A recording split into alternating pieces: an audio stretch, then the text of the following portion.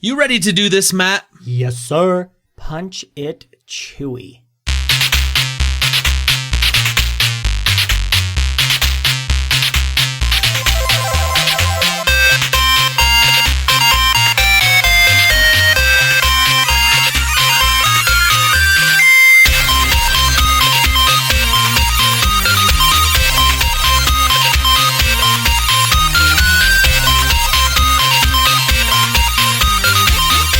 Welcome, super friends, to the Fortress of Nerditude podcast, a safe place to talk about all things in nerd and pop culture. I'm Spencer Stapleton, and my co-pilot is Matt Shaw. We're two nerds that just refuse to grow up. Thank you for joining us. This is episode 167. We release every Thursday morning. You can find us on the website, fortumnerd.com. We have links to iTunes, Google Music, Spotify, YouTube, Stitcher, and everywhere podcasts are available. Stop by and relax a while. If you like what you're hearing, hit that subscribe button and get us automatically each and every week in your ear holes. Matthew Shaw, what is going on? Oh, just really cool stuff.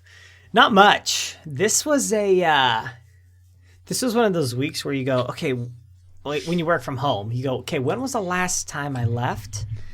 And by Thursday night, I realized the last time I left was for church on Sunday. And so It was one of those weeks where there was just not a lot going on for the Shaws.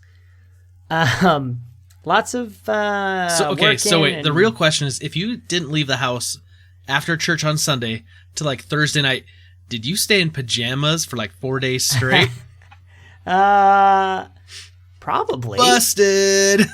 Probably. I mean, I'm usually not ready for anybody to see me until like 2 p.m. Gotcha. That's when I've finally gotten ready for the day, because I'll just roll out of bed and crawl to my office and start my day there. But yeah, it was one of those weeks. So we just kind of hung out and caught up on some shows that we'd been wanting to watch. And then, Thursday night I went out and played some basketball, and then we had a good weekend. We went to Buc-ee's. I've talked about Buc-ee's before on the gas station, podcast. Right? That's not so offensive. Sorry, so offensive. The super center that also serves gas. Also, that is a great way to describe it. I'm still waiting for my Buc-ee's shirt, by the way. Oh my gosh, that's right. My birthday is coming up, Matt. That's true. And I know exactly when it is too. You'll never Buc-ee's. forget my birthday now. I know. That's so true. I'll probably never forget Rita's too. Just day before. It's all right. Yep. It all happens right there. So anyway, we drove out to Buc-ee's, which is a good time. We took a back way, and so you go like way outside of San Antonio and on these back roads and stuff. And Emmy really likes going and seeing all the Buc-ee's merchandise and stuffed animals and shirts and flip-flops, and it's the most Texas place that you can go to. It's all of the Texas stuff. It's so great. Love going there, and we got ourselves some food, and then we went out to this nice walking mall that we've got here and just kind of hung out. It was a really good. It was a good Saturday. We usually don't get to go out and do as many things, but we were like, you know what? We didn't do anything this whole week. Like, we didn't leave the house.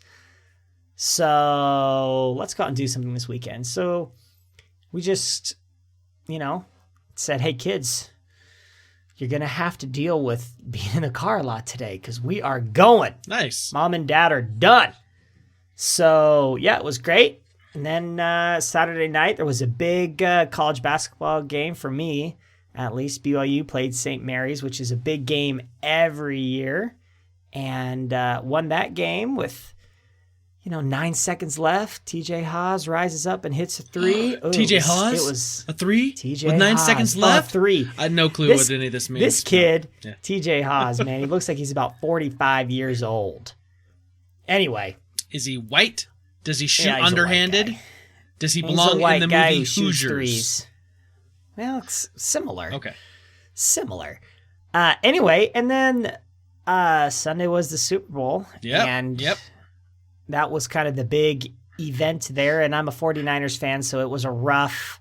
It was like high, and then like the wheels fell off. Freaking what? And I have lots of opinions on that, but I will spare you of those. So let me tell you something really, really funny. A lot of people on Sunday were asking me, they're like, who do you want to win in this Super Bowl? I was like, I don't care. The Bears aren't in it. And right. And everyone starts laughing. I'm like, I'm dead serious. Like, if the Bears aren't in it, I really don't care. Unless, and I apologize to my buddy Lem and to some people I know from high school that live in Wisconsin now. If the Packers are in it, I root for whoever's playing the Packers. I always root against the Packers. Good man. That's in my blood. It's in my DNA. So I didn't really care. However, there is a linebacker. His name is Ben Neiman for the Chiefs, number 56. He actually went to my high school. Now, cool. not when I was there. No. Because he was born in 95 and I graduated in 97. But a Sycamore Spartan from Sycamore, Illinois, my hometown. Not only did this kid go to Iowa to play college football, but then he's made it into the NFL, and he actually has been pretty important, I guess, for the Chiefs at times, and played in the Super Bowl. So that's cool. I remember what it was like when I played a season of football back there, and we were a crap team. But to know, my home little town had a player in the Super Bowl, and now he's a Super Bowl champion, that's pretty cool. I kind of rooted for the Chiefs only because there was a hometown boy there. Otherwise, I could care less about the Chiefs. Yeah, usually that's how I am for the Super Bowl because the 49ers are not normally in it. Right. Not since Steve Young or Colin Kaepernick. It doesn't matter. We lost those games, so who cares?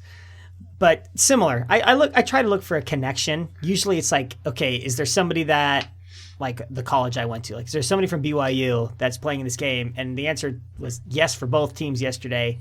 But the Chiefs also had the head coach as a BYU grad, so I was like, all right, I'm okay. Yeah. If it had to be to somebody, I'm okay with it being Andy Reid, a good dude who's won 225 games. This was his 222nd win.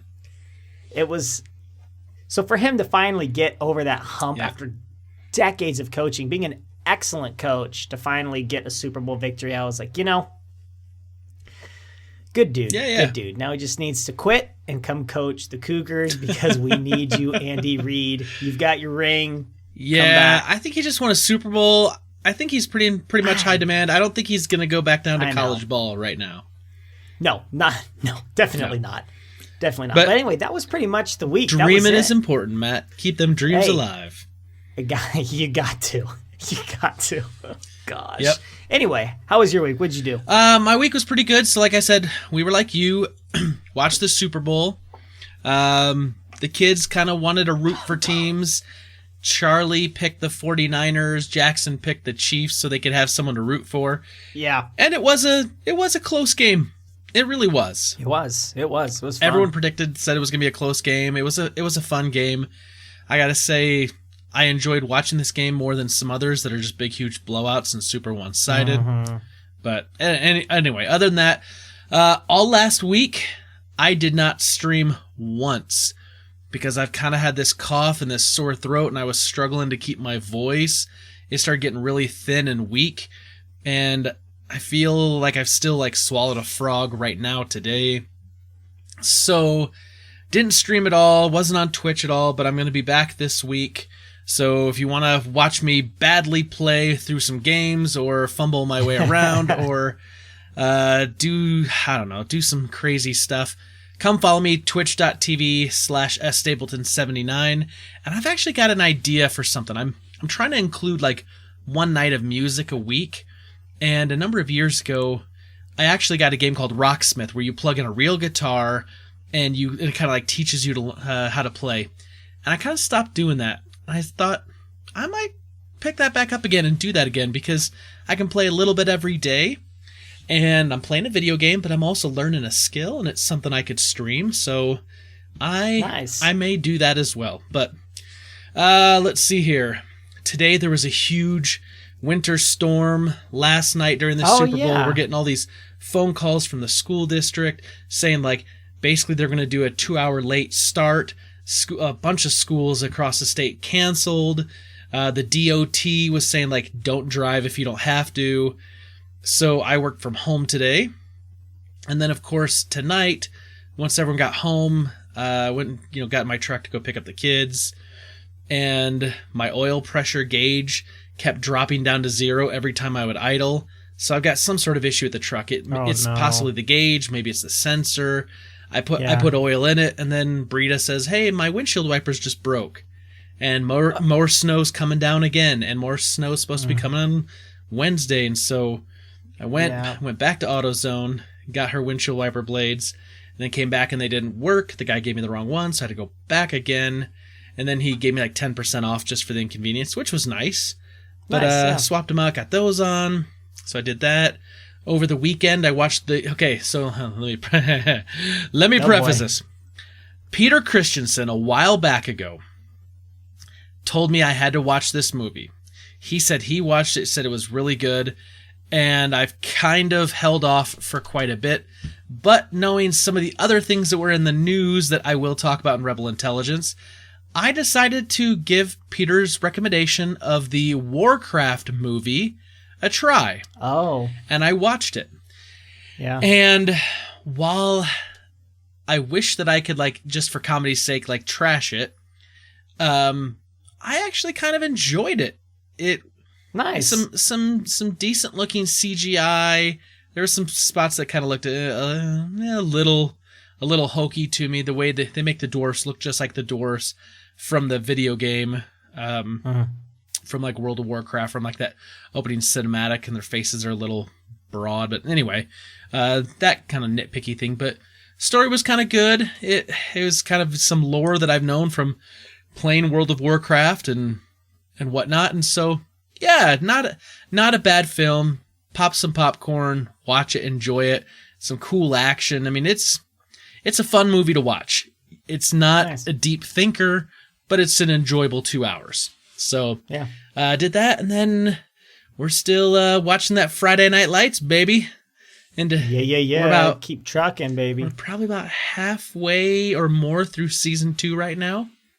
So we're the best season of them all. Yes. Which the funny thing is we also finished The Good Place this last week, and there's a quick little so there's a character in there that's totally obsessed with Earth TV, and her character's the judge, and she always is talking about some sort of TV show or something. And in one quick little scene, she comes out wearing an East Dillon's Lions shirt, and I went, oh, and I realized I couldn't say anything to Brina. She's like, "What?" I'm like, "Nothing." She's like, "Oh yeah, she's just wearing a Dillon Panthers shirt." I'm like, "Yep, that's it." And I was just like, "Ee." So, spoilers. She won't listen to this podcast for a little while. She's behind a little bit. By time we get to the season that happens, you'll be in East Dillon. We'll be fine. So anyway, I saw that, and I thought that was pretty cool. That's awesome. Jesse and I noticed the same thing when we watched. Yep. We watched it. So I was like, East Dillon, yes. Yep. But that was my week, man. It was pretty good. A lot of stuff kind of seemed like it went on. Normal stuff, work, kids, but yeah, not too shabby. Nice. So very nice. What do you say we get to that old Rebel Intelligence where we kill some Bothans to gather some intelligence? I think this week we should, I don't know, we should just maybe kill them the old-fashioned way, which I believe was with blasters. Okay, yeah, I agree, that is. I always have to let you know, many Bothans died to bring us this information. Rest in peace, you Bothans.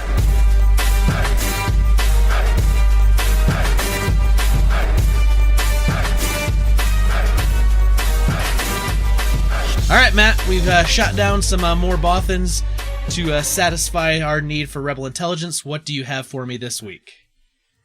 All right, so the first bit of news that I have, which is very exciting for me because I'm a big fan of these two things, and they are colliding to make something that I would imagine to be wonderful. How about that lead up? Yeah.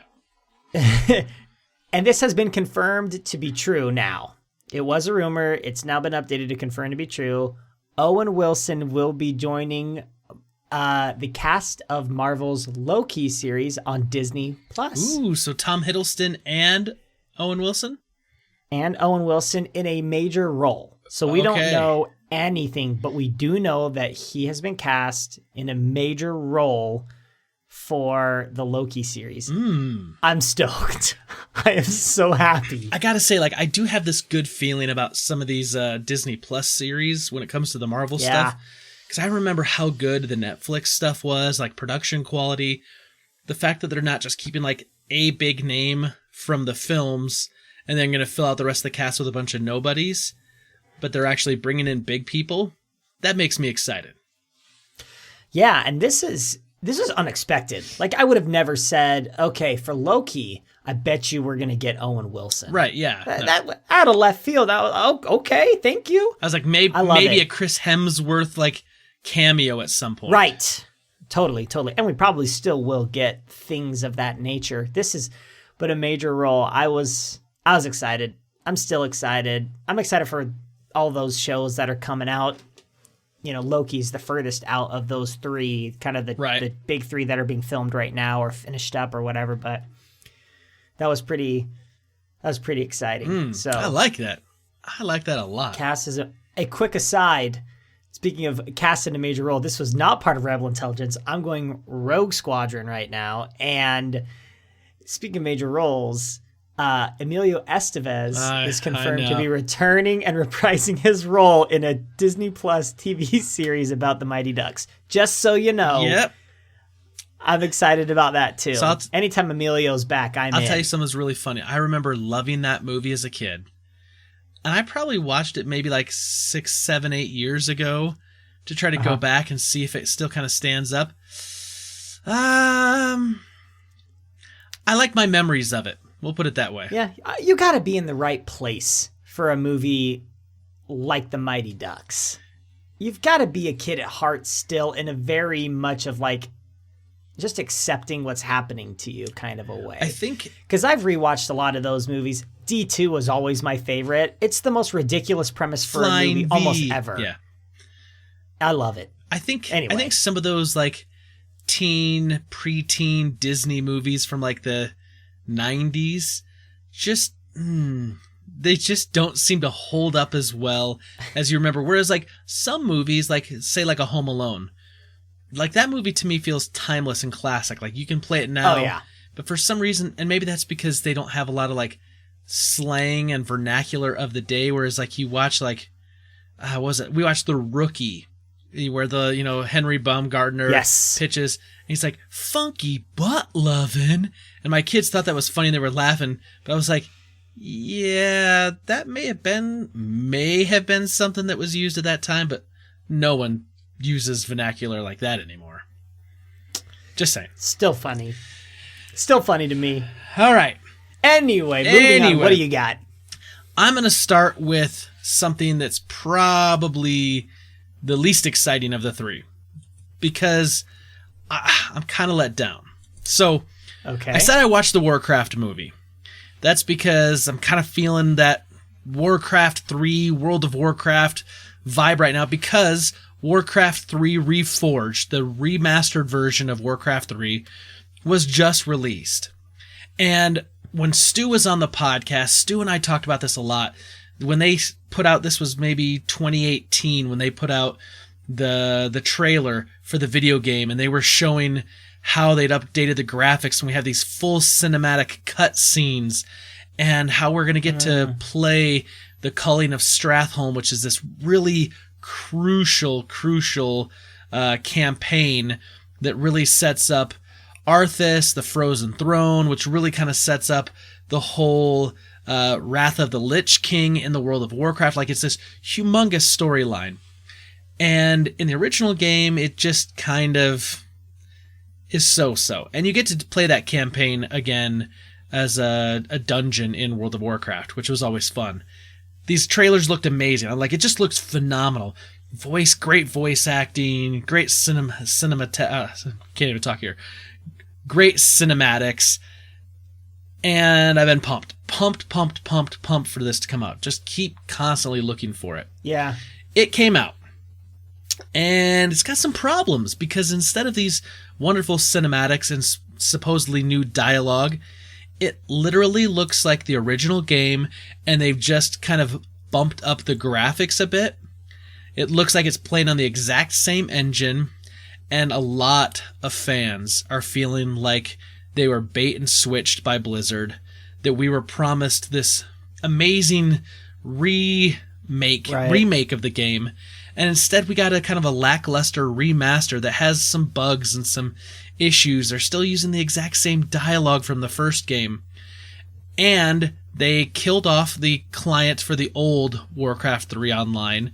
So now you have to use the Reforged client, and you can switch between the regular or the new one. But then there's problems with how it interacts, and there's problems with it connecting online, and all these things just basically it's not what they were promising. Not at all. Blizzard Activision, it looks better than the original, but still, like, it's not that great. And the culling of Stratholme is the exact same, basically, as it was. And so, kind of with all this going on, fans have gone out and have been review bombing it on Metacritic. Just bombing it. It is now the poorest rated video game of all time on Metacritic. Oh, gosh. Matter of fact, there was one that just was slightly less. That was never, like, not published from a big publisher, never even reviewed on Metacritic, and that was slightly lower. Fans went out and upvoted that one just to make sure Warcraft 3 would get bombed lower. Oh, gosh. They started calling it Warcraft 3 Refunded because they wanted to get refunded because a lot of people pre-ordered this game. Right. And eventually now Blizzard has come back out and they said, we will give refunds. And so right now, if you pre-ordered this, if you purchased this and you wanted a refund because you feel like it wasn't what you wanted, you can cite technical issues and you're going to get a refund. So Blizzard's at least caving a little bit, saying that this isn't exactly how it wanted. But here's the thing. I loved Warcraft 3. It's an amazing RTS. But hearing all this, I kind of went, I want to play this just because I want it. However, I'm not going to drop $30 or $40 for it when it's not what was promised.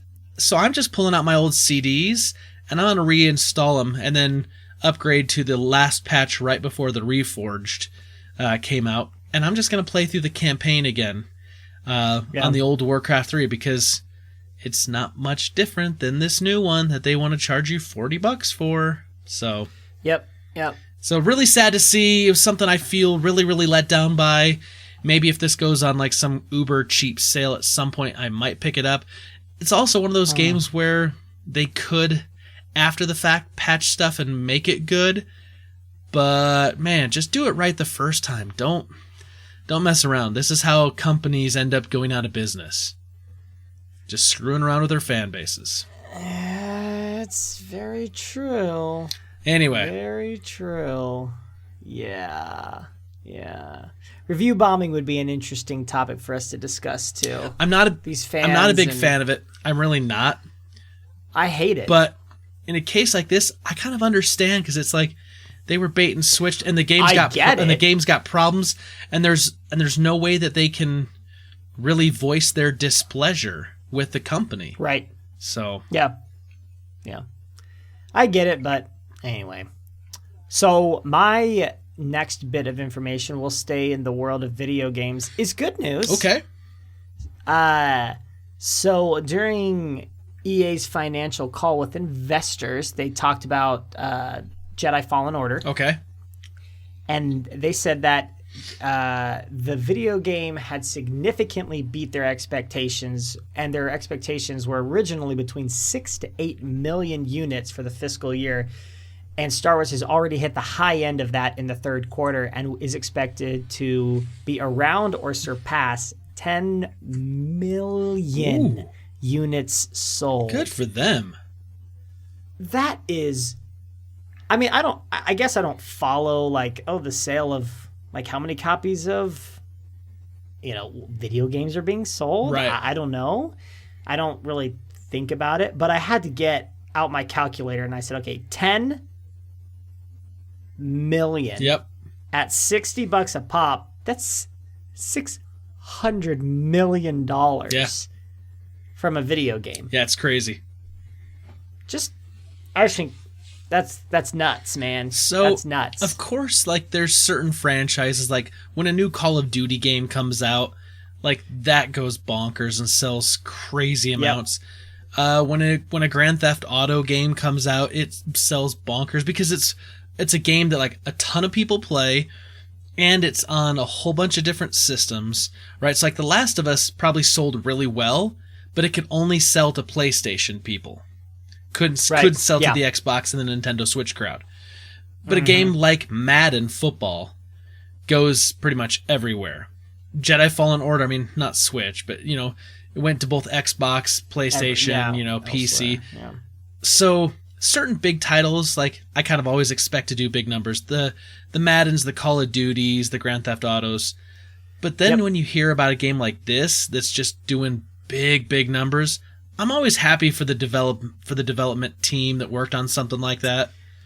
Yeah. And then again, I also kind of look a little bit at the numbers if it's a game like God of War or Spider-Man, something that like I loved, because I know that if it sells well enough, the likelihood of a sequel goes way up.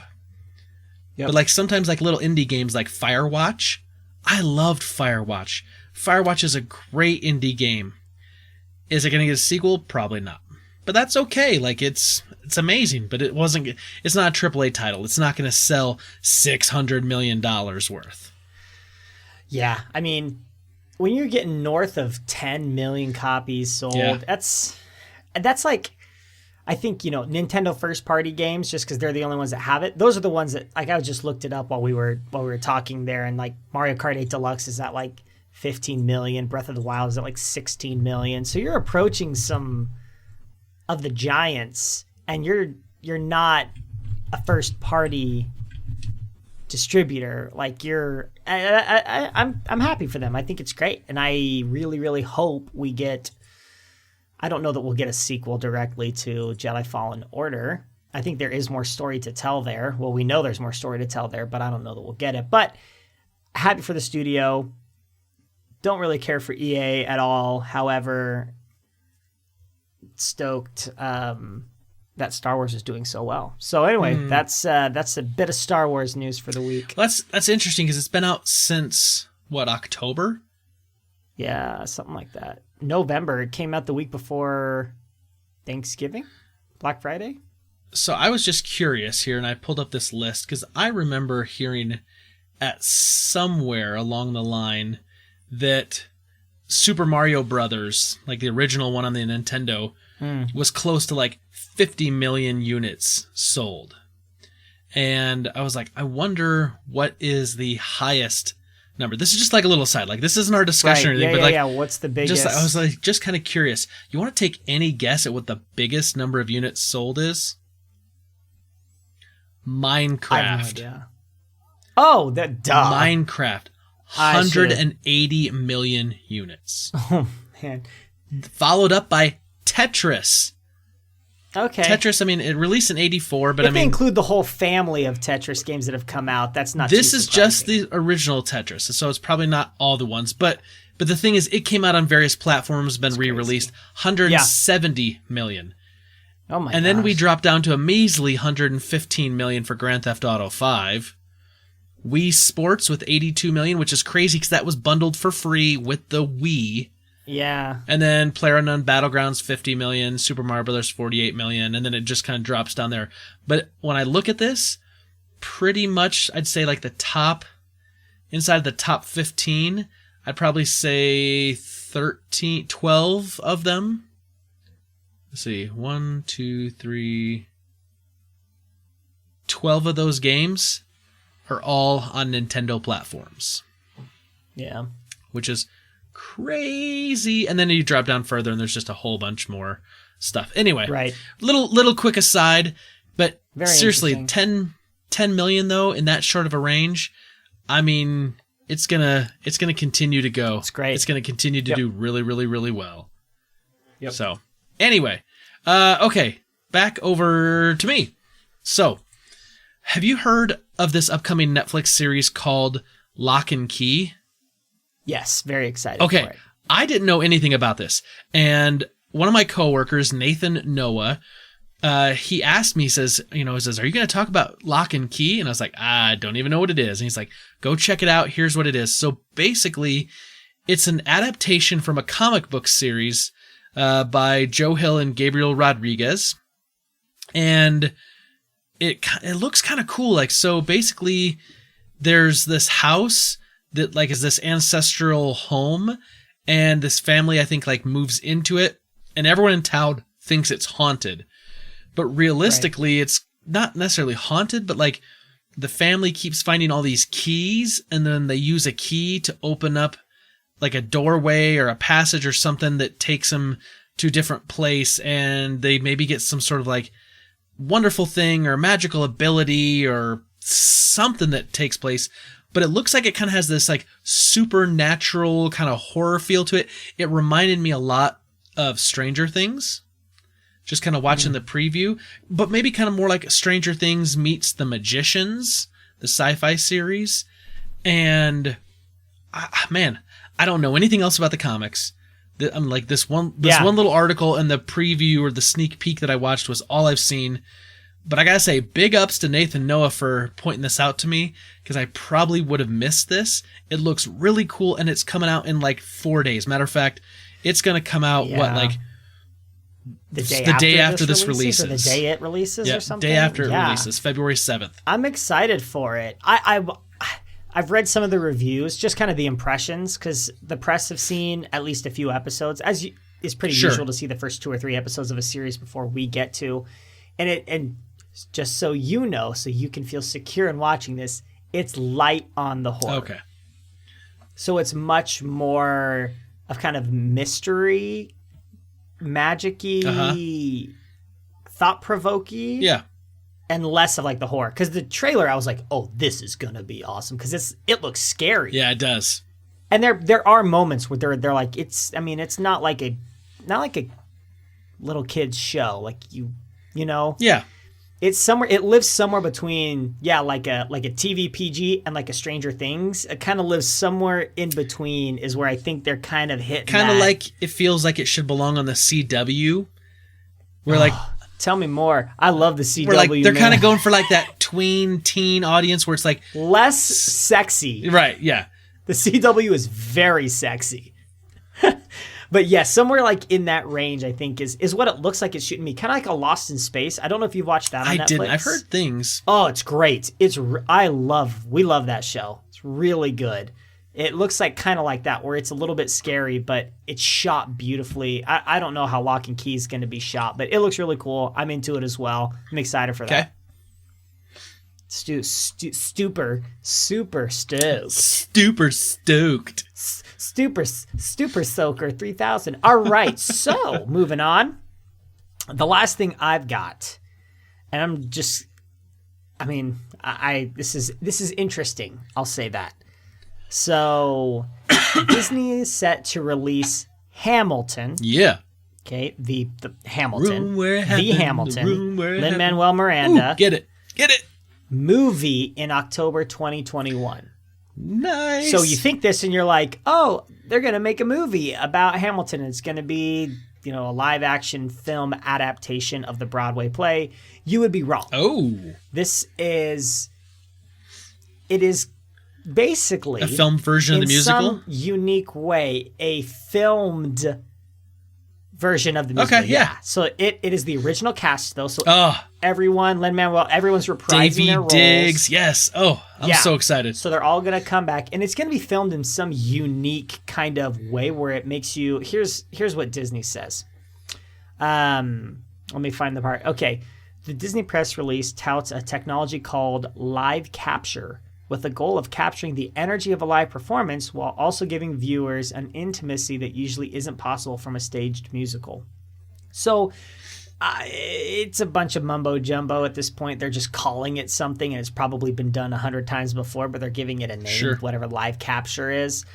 Either way, I'm happy because I didn't get to see it. We threw our names into the lottery here in San Antonio, and we didn't get the opportunity to see it when it came. So we've obviously listened to the soundtrack, and it's a lot of fun to listen to. So 2021 October is kind of a ways away, I feel like, for them releasing a Broadway play, basically. But so I'll tell you why I think that probably is that first of all they've got to film it, but second of all they've got to get the original cast back, because the original cast is probably on doing either other Broadway musicals or doing stuff. Plus, you can't. So I remember when Lin-Manuel Miranda went down to Puerto Rico, because he hasn't done the role for a little while, right? He did it for a while in the Richard Rodgers Theater in New York, and then he stopped doing it and someone else took over, and then the traveling companies and there's the one that's in Chicago permanently and whatnot. He hasn't done that, but when he went down to Puerto Rico to do that, to raise a bunch of money for Puerto Rico, he said like he had to like go back in and do like 3 weeks of rehearsals, because not that he necessarily forgot it, because he wrote it, knew all the lyrics, but when you're trying to act and you're trying to get into the rhythm, like you kind of have to, it's with that music, like you really have to be kind of like laser focused in on what you're doing.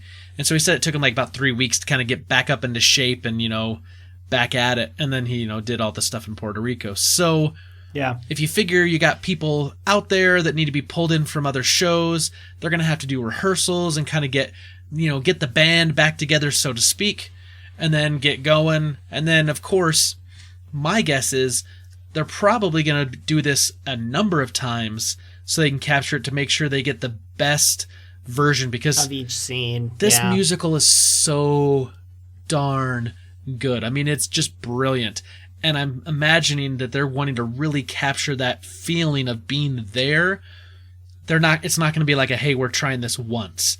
It's not going to be like a comedy special that's going to go on Netflix. It's like, hey, we're just going to film it. Whatever happens, happens. Yeah. It's going to, what'd they say, $75 million to do this? $75 million is how much Disney paid for the rights to this film not adaptation. Film version of the musical, live capture. Yeah, you don't pay $75 million to take one run at it. That's all I'm saying. No, you're definitely right. So, I don't know. And we won't know until October of next year. Well, I'm looking forward to October of next year, because I want to be in the room where it happens. Hey, there you go. All right. Okay, so the last thing I have, Matt, which I should have gone before you, because I always want to end on Hamilton. Hamilton's amazing. But in the realm of live action re-representation of something, okay, there's some teens that took 8 years to remake a beloved movie classic, Toy Story 3, but they filmed it, and they filmed it themselves. They used their own toys, stop animation. They used some claymation in this thing, and it's a shot-for-shot remake of Toy Story 3. I watched probably the first 8 minutes of it. This thing is up on YouTube. You can go see it. Disney's okay with this. Disney's not going to be taking it down. It is super cute. It's super fun. And, one of the boys that filmed it plays Andy when he's in it. And, it's just it's so freaking good. It's called Toy Story 3 in real life. Everyone go watch it. Even if you don't watch the whole thing, because admittedly it's a full movie. That's almost 2 hours, right? An hour, 50 minutes or something. Go watch a few minutes of it. Start at the beginning, start halfway through, go to the scene that's going to make you cry, whatever you want to do, and watch it, because it is fantastic. So this has this idea of filming Toy Story, quote, in real life has been around. Yep. So they've, Toy Story 1 is out there, Toy Story 2, the ending of Toy Story 3, kind of the same person who did this the first time, who did Toy Story 1, filmed the ending of Toy Story. Anyway, so this has been around before, and I've watched bits and pieces just because I'm like, there's no way that somebody spent that probably more time than Disney Pixar. Oh, yeah. On developing this YouTube film of sorts. So it's just for numbers, the live action Toy Story, the first one that was made, it was put up on YouTube 7 years ago, has 27 million views. So that's nothing to just bat your eyes at. That's a pretty big number. And then they also did the ending of Toy Story 3, and that one has 33 million views. So anyway, there's some interesting techniques that people have used to do this. Mm-hmm. However, just watching the Toy Story 3 version versus the Toy Story 1 that guy did, Toy Story 3 is way better. Yeah. The person who did this is much better. It's actually really, really impressive, because on the other one you can see the strings, and really you can see them like way worse than this. Anyway, I want to have my boys watch this, because I think if they watched it, I think they'd watch the whole thing. They'd love it. They would. Anyway, It's cool. Very cool. Impressive. 8 years. 8 years. Are they teenagers now? I mean, if they started at teens, they can't be anymore. I don't know how math works, but they got to be older. They got to be. All right, that was the last thing I had. Matt, are you out as well? I am out. Perfect. So, Super Friends, last week we talked about some movies that we found to be traumatic in our childhood that kind of stuck with us, and we asked you what was a traumatic movie or movies, and why, and we got a lot of responses. Yes. This was it definitely, I think we hit a nerve with this one, because I think a lot of people have those movies. So let's go over to email, where we always start, fortofnerd@gmail.com. We have Peter Christensen. He says, Dear nerds, I'll second the recommendation for the 2006 Robin Hood show by the BBC. It has the look and feel of Prince of Thieves without the excessive drama. Okay. As a non-gamer, I have a real question. If a game is worth playing for a story, are those stories comparable in quality, pacing, etc. to good movies and TV? So, Peter, I would say really good stories, yes. I think there's video games that I've played that have, I would say, had a good story that like had me interested in it. But some of these ones that are like really, really good narratives, I definitely think these stories are on par with some amazing stories in movies and televisions. I'm specifically looking at the Naughty Dog, Naughty Dog company, right, because they did the Uncharted games, and those games had really good stories that, while the gameplay's fun and can be exciting, you get to climb over things, you get to jump on things, you get to climb up walls and, leap between stuff. The storytelling in them is really good. It's kind of like Indiana Jones in a way. You go on these adventures, you're trying to find these artifacts or these historical objects, right, and yet you're also being attacked by crazy locals or this evil corporation that's trying to get their greedy paws on it. I mean, it literally feels like an Indiana Jones film. But then they also did The Last of Us, which is this, I don't really want to say zombie, because they're not zombies exactly, but this story about this kind of post-apocalyptic future where there's been this outbreak that has, changed people into almost like a zombie.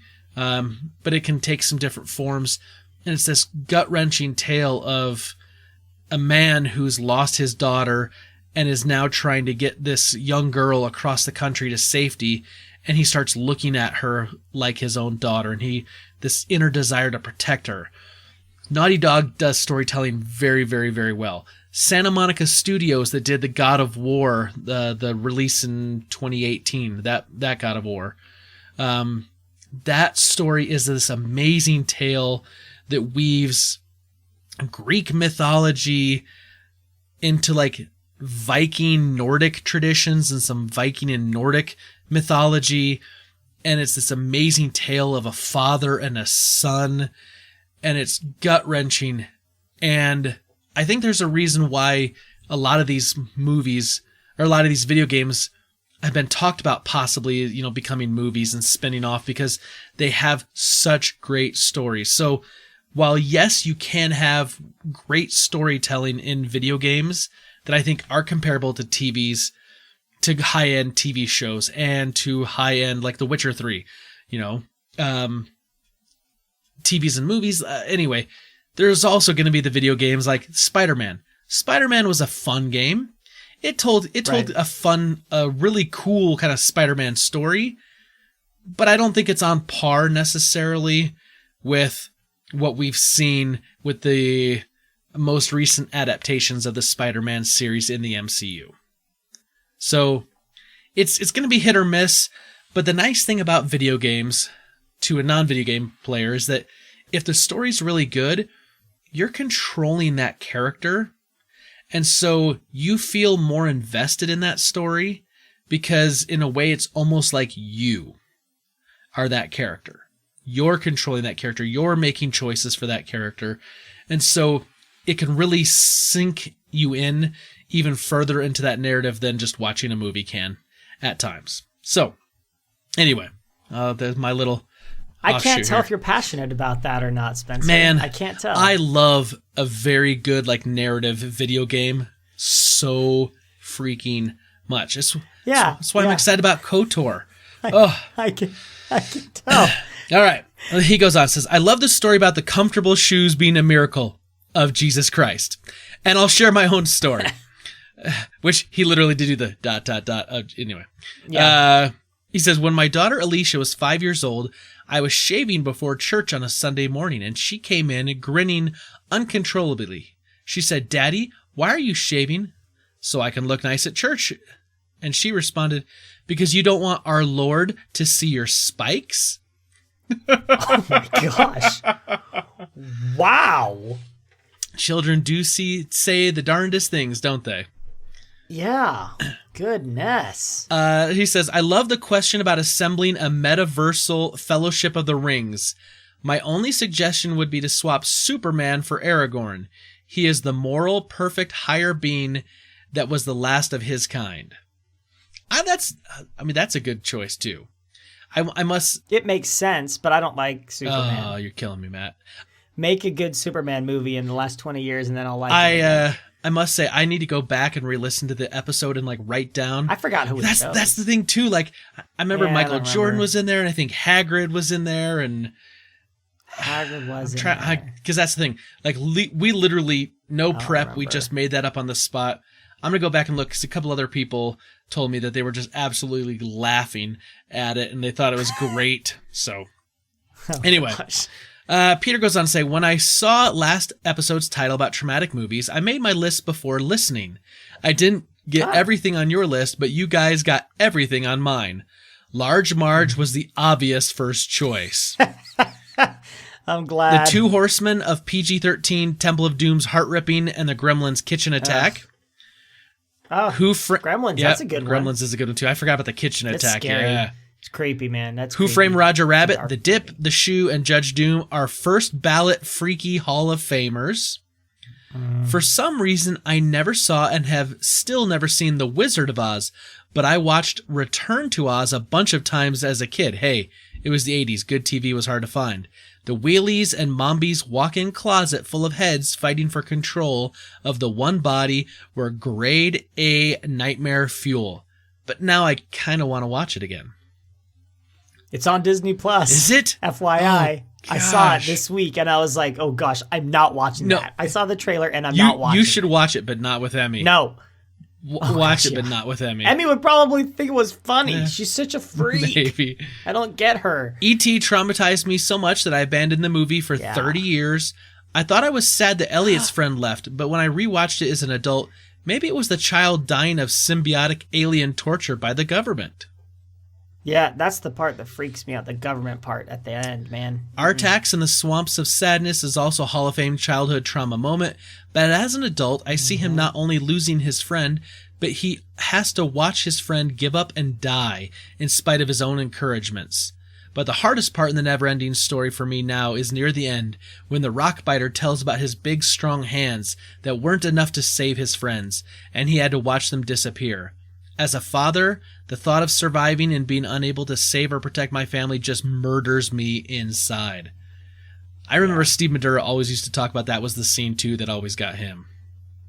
Ghostbusters 2 scared me because the hatred and anger in society made the villain too strong for the heroes to defeat him, but the positive feelings and celebration of the Statue of Liberty walking through the city is one of my favorite uplifting movie moments. I would love to see a movie with that kind of message today. It never bothered me, but shout out to my mom for being terrified of Darby O'Gill and the Little People. Frequently mentioned in these lists like these is the death of Optimus Prime in Transformers the movie, but Optimus was never my favorite, so it didn't bother me much. Ditto Lion King. I guess because my father died when I was an infant, I didn't have the fear of losing a beloved father figure. Willow never bothered me. My first favorite non-kids movie was Conan the Destroyer, and that features so many dudes and horses getting slashed up, dismemberments, and decapitations, like literally putting out a cannonball's fire with a guy hanging over it by chopping off so many arms and legs that it extinguishes the fire, monsters being ripped apart and slashed up by magic, and most frighteningly, Wilt Chamberlain in charge of protecting the virginity of a teen princess. All in a PG movie. So the fantasy violence and dark magic in Willow was right up my alley. For my kids, the most traumatic movie moment I can think of is the snap at the end of Infinity War. Given how it hit me as an adult and how much of their movie life has been MCU characters, I can't imagine what it felt like for them. Cheers, Peter Christensen. I wouldn't have even thought of the snap. I mean, I felt that as an adult. Our kids aren't really old enough. Right. Neither are mine. But think about it, I think Peter Christensen's got I want to say a daughter that's in high school, maybe getting ready to graduate high school, maybe in a year or two, somewhere right around that vicinity. Mm-hmm. And so, if that's the case, let's say let's say she was 17. She would have been 7 when the MCU started. So for the last decade, like through childhood years, preteen, teen years, to see the snap and watch a whole bunch of those characters go, that would be rough. I didn't even think of it like that. Yeah, that's tough. All right, let's go over to Facebook. Facebook.com/FordofNerd. We got Paul Calico. He says, regular movies didn't traumatize me that much. It was horror movies that got me. Child's Play, I think enough is said right there. I never looked at my pull-string Pee Wee Herman the same after that. Candyman, when he comes out with all the bees on his face, I'm getting the willies just thinking about it. And Arachnophobia. Couldn't sit on a toilet for weeks without checking first after that movie. Anyway, keep up the good work. Else time. That one killed me. How could I forget? Child's Play has some of my most awful memories of my entire life, of my dad thinking it was funny, switching between Chucky and like we were watching like probably like a baseball game or something. And I was literally crying, asking him to stop switching it over. And he's just having a great old time. I've never seen a Chucky movie. That's the only time I ever have. And I never will, ever. I don't care how old I get. I will never see a Chucky movie. I totally forgot about that. And Arachnophobia, one of the scariest movies ever made. It gives me chills every time I see it. I feel like Arachnophobia came out when I was like 12 or 13 maybe. And I hate spiders, so I was not about to watch that. And I think I saw parts of Child's Play when I was like 15, 16. And I don't like horror stuff. So like I wasn't going to watch that crap ever. Right. But Paul, good heavens. Did your parents just want to traumatize you? I mean, horror movie after horror movie after horror movie is all you listed. Like, that's messed up. Yeah, like, gosh, things get a little too scary in like the Lego movie. I'm like, kids, don't look. You don't want to see this. I mean, not really, but I won't let them watch like scary movies. Because I'm like, I got scared with some stuff as a kid, and it's never made me want to watch certain whole genres of films. Right. So anyway, Tim Paulin says, Rudolph the Red-Nosed Reindeer until I learned Bumble's Bounce. The Abominable Snowman, Bumble's Bounce. Anyway. Yeah. I thought that was pretty funny. Because honestly, I mean, it's that kind of, Rankin and Bass, stop motion kind of stuff. Those movies could be kind of creepy. In the right light. Yeah, I mean, I can get that.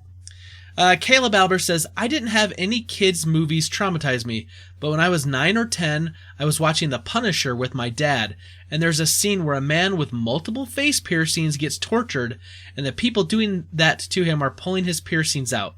It doesn't show anything, but I remember the feeling of absolute horror I felt watching that. And the fight that preceded that was rough, too, because there's this huge Russian that gets boiling water thrown on him and basically melts his face. So, yeah, that was a tad much for a 9-year-old.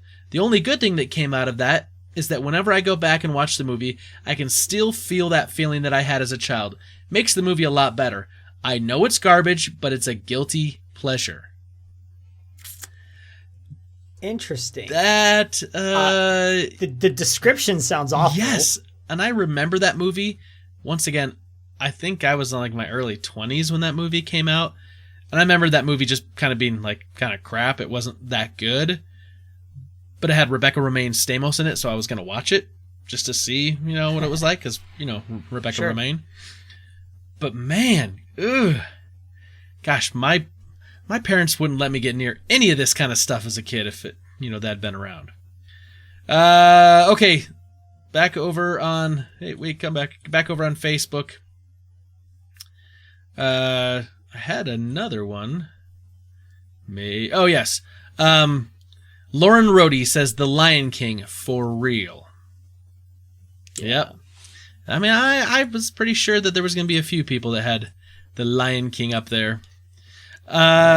Switching over to Twitter at Fort of Nerd. We've got Mamba Mentality at DSpin67. He says, oh gosh, The Exorcist. It messed with my soul.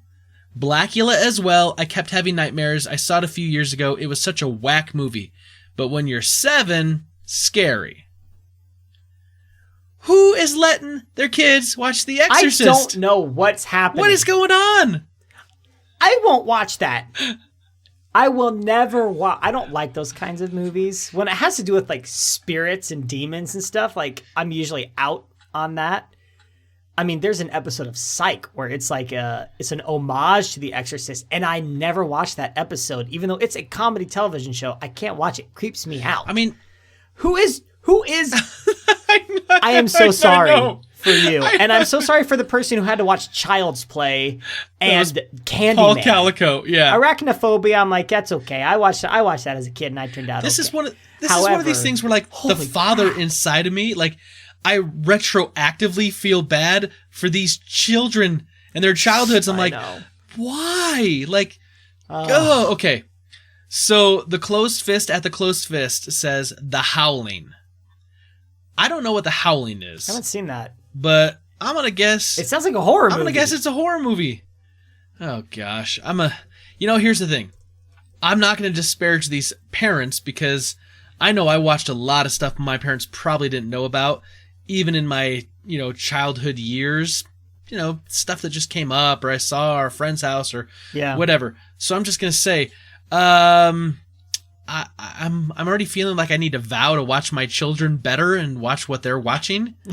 Okay, this is the last one, and I swear I saw this when I was like 15 or 16, and it scared the bejesus out of me. Oh boy. Burnaby, my back, butter teeth at Dantes_Belmont says, for some reason, my mom was very permissive regarding TV and movies.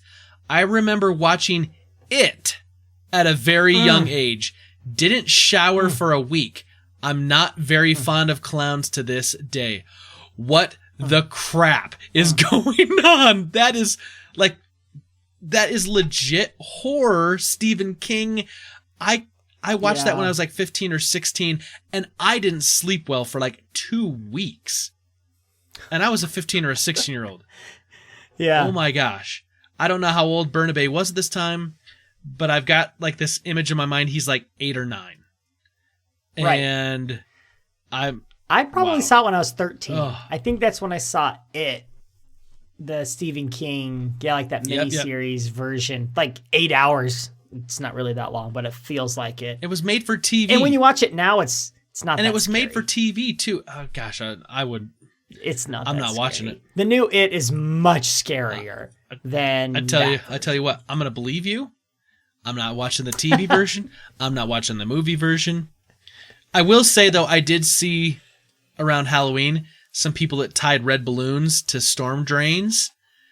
And yeah, we saw that too. And I got the reference. I was like, that's pretty clever. I'm not going anywhere near there unless I got a shotgun in my hands, but pretty clever. A shotgun won't work. You better believe that I'm going to make sure that I try, though. Good heavens. Okay. I'm sorry to all of you that were traumatized as a child. Too. Now, I say that, and I was traumatized by movies as well. I feel like maybe my movies were a little more geared towards like being like, hey, we're family movies. Someone also, I think Burnaby also mentioned the Watership Down, that British one about those bunnies that turn out to be like super like turf warfare where they're like killing each other and ripping out throats. I don't know if we talked about that or not, but no, we didn't. Oh gosh, like go look that thing up because I read about it a little bit and that seemed everyone says like, oh, it starts off as kind of this cute movie about bunnies, and next thing you know, it's like a bloodbath. I think we did anyway. Anyway, whatever. I was traumatized. Apparently, a lot of you were traumatized. Apparently, by listening to this, I definitely need to watch my kids better, and I need to try to limit their trauma to maybe Disney movies because, of course, Disney's like the king of traumatizing children with, killing off parents and whatnot. So. Yep. It all started with Bambi. Anyway, Matt, how can our hopefully recovered from their childhood trauma super friends help us out this week? All right. So what you can do this week is, as always, listen and share. That's going to be my new thing instead of going through the whole spiel every week. Listen and share and comment. Listen, share, comment, respond, interact with those around you, with us on the social medias. We love hearing from you. This was a really fun one to hear what movies y'all had been traumatized by. So this week, I want you to do some therapy and rewatch one of those movies. If you haven't watched it since, rewatch it. No matter what. Overcome the trauma is what you're trying to do. Yes, tie yourself down and pry your eyes open and watch it. That's all. It's easy. Hey, I majored in psychology, okay? I know it works. Yeah. Also, the Fortress of Nerditude will not pay any medical bills for therapy that you may need. I'm broke as a joke. I can't help you out. All right, Matt. Well, hopefully someone heals a little bit more this next week and we'll hear from the... Listen, Super Friends, if you rewatch one of those movies and you want to talk about it, let us know. Send us a message, email us, whatever, and let us know how that goes. But by all means, you don't have to. I mean, Matt's telling you do. You don't have to. I'm not going to. I'm not going to take my own advice. That's the best part right there. All right. Super Friends. However, I want you to go back and relive your childhood trauma, but I'm not going to, so good luck with that. Okay, maybe Ghostbusters 2 I'll go back and rewatch. Only that one. I can't go back to some of those What we others. should do is you should pick one of mine and I should pick one of yours at some point, and we'll force each other to rewatch one of these. Okay, there you go. Because yours weren't that bad. Because here's the thing, and mine probably didn't appear that bad either. I think you and I would try to be decent to one another because it's mutually assured destruction, right? Yes. Oh, I say that now, but I think in the back of my head, he's going to go a little harder than I'm going to. So I got to go just a little bit harder, so the one-upmanship, and next thing you know, we're both going to be in the fetal position crying. I believe it. All right, so Matt, Super Bowl was yesterday, and I've done this before on the podcast. I thought it'd be fun to do it again. The Super Bowl is a big event, but this podcast isn't about sports. It's about nerd and pop culture, and there's nothing bigger about pop culture than the commercials of the Super Bowl. These things are spent millions of dollars. I think it was like $5 million for 30 seconds. It's crazy. And so I thought we should kind of go down the list. I took notes on every single commercial at every commercial break, except I did not take notes on the local stations when they would break for a local station commercial break. Well, that's too bad. I want to know all about the lawyers in your area. Yeah, because that's what it's, lawyers, and it's like the mattress place, right? I didn't do that, and then I only wrote down like one or two of the Fox shows like once, because a few of the commercial breaks are like, and 911, Rob Lowe, he's back. Look out for tornadoes. Right, yeah. I was like, I don't want to talk about that 7 different times. So here's the idea, because there's a lot of them. We won't spend a ton of time on each, but let's run down and we'll say, was this a good commercial or was this a bad commercial? And if we really feel inspired, we can say like why it was good or why it was bad. So these are going in order after the game started. So after the coin flip, I didn't catch any of the pre-stuff or post-stuff. This was just during the game. Fast 9, the new Fast and the Furious trailer. Good or bad for you?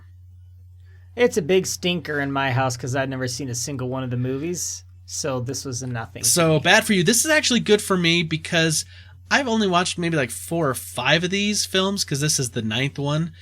And I don't necessarily like go and watch them anymore. But as far as the trailer goes, it was high action. It was fast paced, bringing back some of the classic characters from earlier on. It looked good. It looked exciting enough that I went, I mean, maybe I'd use my AMC Movie Pass thing to go see it. So. Sure. Okay, Quibi. This was the bank robbery where they're waiting for the van, the getaway van, guy. And he's like, "Hold on, I'll be there in a Quibi." And they're like, "Quibi's the 10 minutes or less." This is the company that's launched in like with Steven Spielberg and a whole bunch of people, where they have content, but it's all 10 minutes or less. Quibi ad. The Quibi ad. Yes or a no for you? Yeah, I didn't understand it, so it's a no. I didn't know what it was, and the commercial to me wasn't clear enough. I'm a simple man, okay? Let me preface this with all these commercials. I'm a simple man. I like simple things. This was not simple enough for me. I didn't really get it. I thought the ad was kind of like haha funny a little bit, because, you know, they're waiting, they just robbed a bank, and so it was a little, but at the same time I was kind of like, So I'm kind of like medium ground on this, but I probably lean towards like, nah, not that great. I still don't know what it is. It's just literally, it's a content platform. It's like, think of YouTube, except you can only be 10 minutes or under. And that's how much you can tell a story in an episode or something. I don't know. It's a no for me. Okay. The Tide, When Is Later, Charlie from the Sunny in Philadelphia. Which one? This is the first one. Like, this is right. So that's the thing. Like, this was like the ongoing thing. I thought this was really funny. Oh, this was great for me. Yep. This is maybe my favorite one. And the running gag of it was, it got funnier. Yes, and it wasn't overplayed. We're starting to see that running really gag kind of theme through a lot of the Super Bowl commercials. I think for Tide, this was a big win. It's funny. We'll talk about some of the other ones where it kind of drops in later on. And you knew it was for Tide, and I was like, that's a great use of their spot. It was funny. I think it hit the mark. I think it did what it needed to. All right. Yep. The Trump. That was funny. The Trump political ad about prison reform and the mom with the kid and whatever. Yay or nay for you? I mean, I don't care. I'll tell you. This is a big nay for me, and I'll tell you why. I don't want to have political ads run during the Super Bowl. I don't like all the contention that goes on with the political season. Everyone's got their own views on politics and party candidates. Yeah. Let's just enjoy the Super Bowl for the Super Bowl, and let's stick with the commercials that are either thought-provoking or funny. But we're going to get bombarded with political ads for months and months to come. Keep it out of the Super Bowl. Big no for me. Okay. And a big fat I don't care from Matt. Although it was discussed at my house, so I think that was kind of the point, right? Is for you to either go, oh, groan, it's Donald Trump, or for you to go, oh, well, he got the job done. Anyway. Yeah, we just kind of went, ugh, we don't want to watch political ads. That is literally what we said.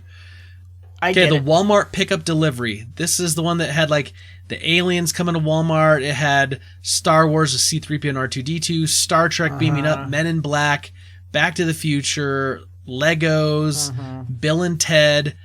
I thought this was a genius use of a whole bunch of pop culture references in that Walmart pickup delivery commercial. So I like it, but I've seen it. I've seen a shortened version of this. They've already aired this ad. Well, a lot of Super Bowl ads air a little early now, but well, like it's old. Like it's not like it's like 6 months. I don't remember what it was, World Series or maybe the college football playoffs or something.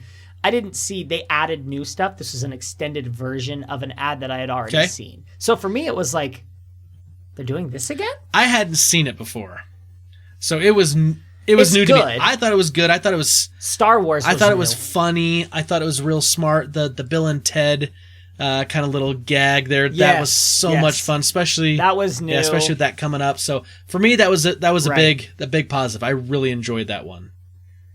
Yep. Black Widow trailer. It's a new trailer. It's nothing we've seen before, but it wasn't very long. It was like 30 seconds or less. Yep.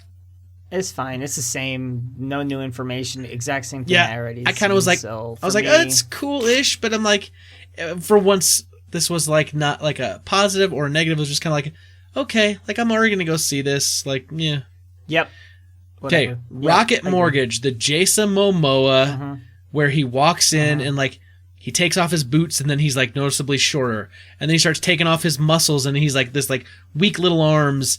And then he's got this weak body. And then like he pulls off his hair and then he's trying to bench press. And like they're using that technology so they make him look like this little weakling. I couldn't stop laughing.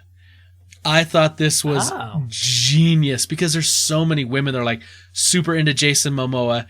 And they made him look like the wimpiest, nerdiest, balding dude they possibly could.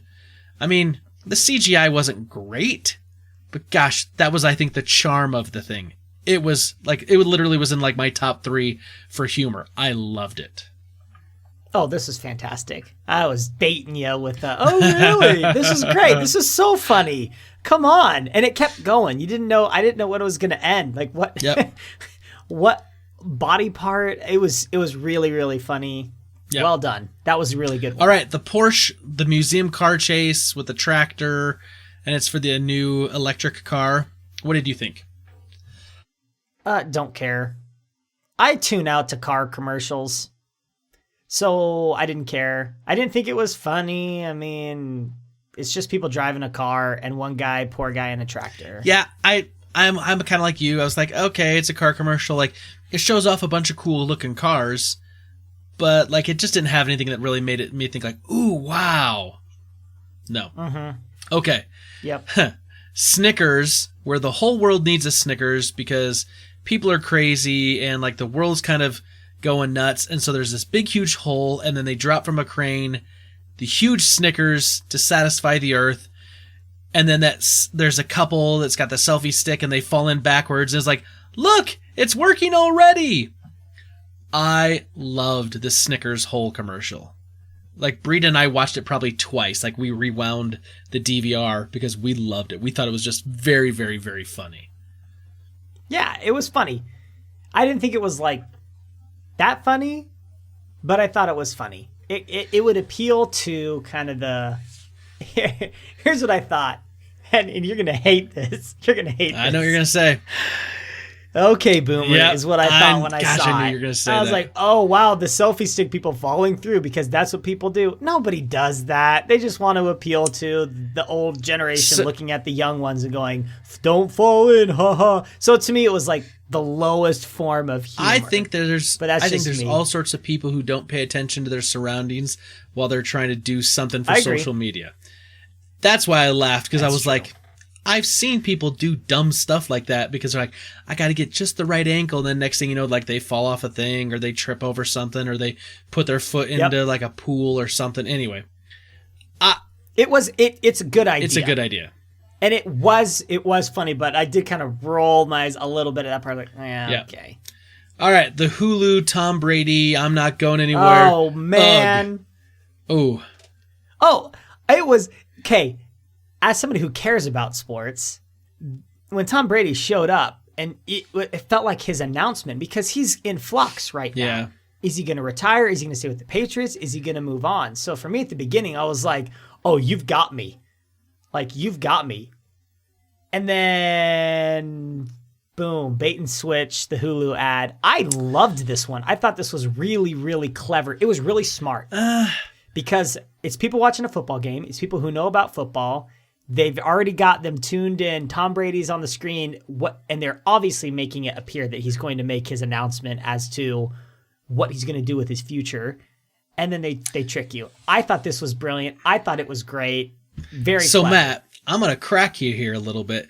As a sports guy, you should know that there's rules that the major professional leagues will not let athletes make announcements about retiring or trading teams until after the World Series, the NBA championship, the Super Bowl are over, because it will detract from the actual content that they're trying to put out. So I knew immediately when this came up, it was going to be nothing to do with Tom Brady's actual decision, and it was going to be bait and switch.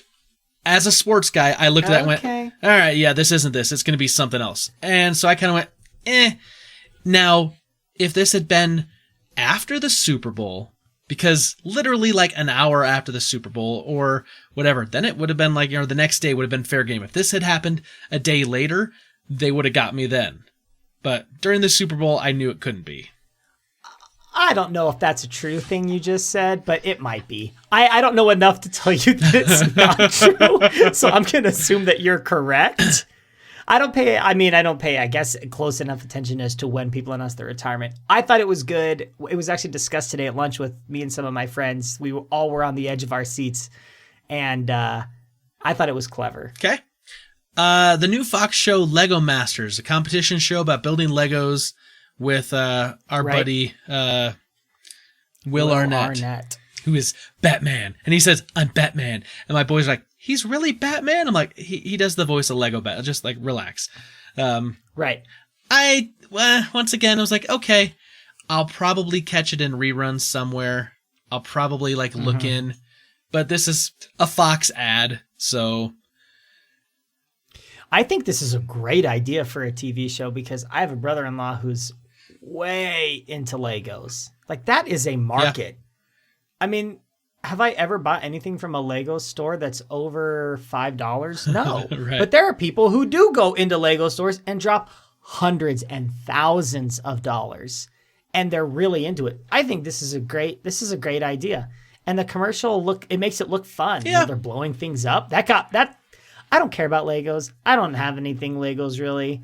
However, when you show me people blowing Legos up and it's got Will Arnett, I'm interested. I mean, don't get me wrong. I think I'll watch some of it, but as far as a Super Bowl ad, I was kind of like, this is just a Fox show. It's just a commercial.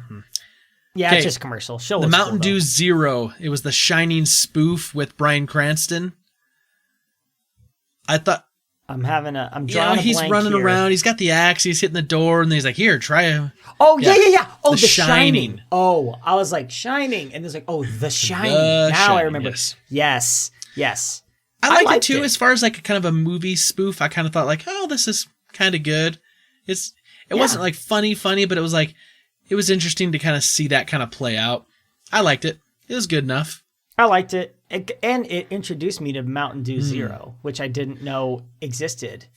So I'm always looking for new zeros. I'm a Coke Zero addict. So anytime you put zero after, I will look into it. And I love Mountain Dew. So that was a win for me. So we went right from that spoof to a Fargo spoof for Squarespace with Welcome to Winona Ryder. I felt like that was just kind of a boring ad. It was a dud for me.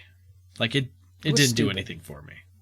No, it did nothing. It didn't excite me. It didn't make me care about Squarespace. It didn't make me care about Winona Ryder. It didn't make me care about any of it. Yeah, that was low-hanging fruit again with the Winona, and blah. All right, the New York Life. This was the ad about the 4 different kinds of love and the Greek version and Yeah, and the highest form of love service is agape or whatever when you're... Yeah. Yeah. That was thought-provoking. Oh, yeah. Yeah, good, I was just I guess. I mean, I remember it. I mean, I remembered it too, and I was like, okay. I was like, it's not bad. It's not going to go down to the Hall of Fame, but it's definitely not a horrible ad. Yeah, it was not horrible. No. the whole Super Monday with the actor that Toby Flenderson from The Office. This is just kind of to prop up, all the big Fox shows that are going to move to Monday this week because of the Super Bowl. It was just lame and boring, and it really wasn't that. It was fine. I mean, it was Toby. Yeah. Clearly, they were trying to make that homage to The Office without making it clear because they don't own any of those rights. Yeah. It was funny-ish, right? He's the only one at the office, and that's kind of funny. And I didn't think it was bad. I didn't go away rolling my eyes or thinking it was bad. Once again, it's Fox pumping up their own stuff, and none of that stuff I felt was really... None of their ads I thought were really all that great. It's just like, kind of okay. Right. And then, of course, the Nordic track with all the dancing and the music and like the interactive training, and it kind of felt like it was kind of like a Peloton commercial, and I was probably eating wings because I don't care about it. I gotta say, like, this commercial break, except for the Mountain Dew Zero The Shining spoof, this whole commercial break just kind of felt like a dud to me. I was like, okay, well, at least they packaged them all together. But then we roll into the next one that I think had there's only 3 in this next block. 2 of them were probably some of my favorites. The first was the Hyundai with the Smart Park, with the Smart Park, with John Krasinski, Chris Evans, Rachel Dratch, and then Big Papi David Ortiz. All Boston natives except for David Ortiz, but who obviously played with the Red Sox. Yep. That was funny. It was really well done. This was great. It was, they were all leaning into their Boston accents really, really, really heavy. I loved it. I thought it was great. This was really funny. It was a big winner with everyone I was watching the game with. This was really funny. And then we rolled right into this Cheetos popcorn, and at first I was like, all right, it's just a Cheetos popcorn. And then MC Hammer popped up and he started singing You Can't Touch This. And he kept popping up with the You Can't Touch This. And at first I was like, okay, that's kind of funny. And then it just kept happening and happening. And then eventually he morphs out of like a bag of it. And then he starts dancing. He's got like the picnic table and making the hammer pants. It's nostalgia for me. It made me laugh. I started getting to the point where I was expecting him to pop back up every single time when he just kind of like look and then the different way they'd get into the You Can't Touch This line. I liked that. I thought that was good. It was fine. It didn't do that much for me. I mean, it's funny because Cheeto dust hands, right? You really can't touch things and you don't want to. And you're like, yo, I got to show my hand and you'll understand what I mean. I can't touch this.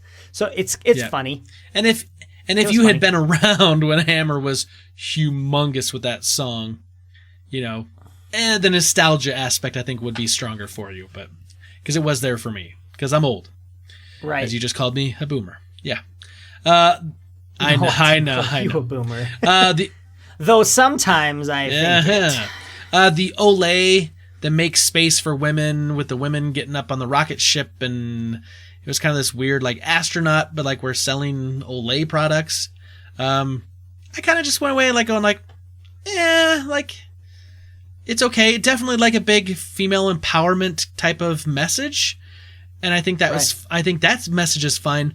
But as far as like trying to sell a product, I kind of went, are young women going to buy Olay products because of this? I don't know. That's not my, I'm not that demographic. So I have no clue what would work. I'm not the demographic either. I don't really remember this one that much. Yeah, I don't know that it was that great. I don't remember it too much, so I don't have... I can't speak to it. All right, then we move into the Michelob Ultra, where if you drink a 6-pack, they're going to turn 6 acres organic. And if everyone in the whole world drinks beer, we can turn all of our farmland organic. I thought this was extremely dumb. This was terrible. I thought this was, like, even Hard trying pass. to sell beer, I was like, stick with the humor, stick with the funny, like, you're trying to, like, kind of, like, preach this, like, self-sustainable, organic, like, earth-conscious, and try to tie that with drinking beer. I kind of looked and went, what? Okay. Yep. Whatever. Yep. Then next was the Mexican avocados, where it was kind of the Home Shopping Network spoof, where you take the avocado to meet your parents, and little baby Bjorn for an avocado. This Mexican, or avocados from Mexico, this is like the third or fourth year they've done something. Yeah. And each year, it's always just funny enough for me and just smart enough for me that I kind of go, oh, yeah, I'm going to kind of remember that. Yeah. For like at least a week. Yeah. Right. There's always one or two ads where it's funny to me and it shouldn't be. Yeah. And this was the winner for me this year, where I laughed probably the most at this one. And it was just belly laughs, like stupid. Like an avocado with like a helmet. And you're like, that's so stupid. Why am I laughing pretty hard at this? I'm not going to buy avocados because of it, but this is funny. And I enjoyed it. I thought it was so stupid. I'm smiling and laughing about it now because I still think it's funny. I know I thought it was good. Like I'm going to remember it for a little while. This was a winner for me. And then the next one in that block was the Hard Rock Hotel with J-Lo and the Bling Cup and Derek Jeter and DJ Khaled, and like someone stole her Bling Cup, so they got to run and chase. Gosh, I was so bored to tears during that whole thing, and I was just like, this is forced and weird, and who cares about a Bling? Like, someone's going to break in and steal your Bling Cup? Who cares? Who cares? Yeah, this was really, really bad. Like, really bad. I don't know who this was made for, but I did not like it. Nope. And it was stupid. All right, what did you think about the Rick and Morty Pringles, where you stack Pringles and make new flavors, and they're like the robots? And I've never seen Rick and Morty, and it's like, for me, like I didn't get it. It wasn't funny. It just kind of was like, all right, alien or robots are making Pringle flavors. Meh. And then it was the TurboTax, where there's a song and they're all singing and they're all like, I don't know, wobbling their knees, kind of doing like, I don't know, like whatever that is, the chicken dance or whatever, their version of it. Weird. Who cares? TurboTax always does some sort of ad, but this was just like, I don't know. I couldn't get with it. I wasn't feeling it. I agree. And there's always one ad that I hate, and this is the one I hated. From the minute it started, I was annoyed. I just was annoyed at it. I just thought, this is so stupid. And it's not stupid avocado in a Baby Bjorn wearing a helmet stupid. This is just stupid. Like, it's not funny. I don't understand why they did this. And there are probably a lot of people who thought it was really funny.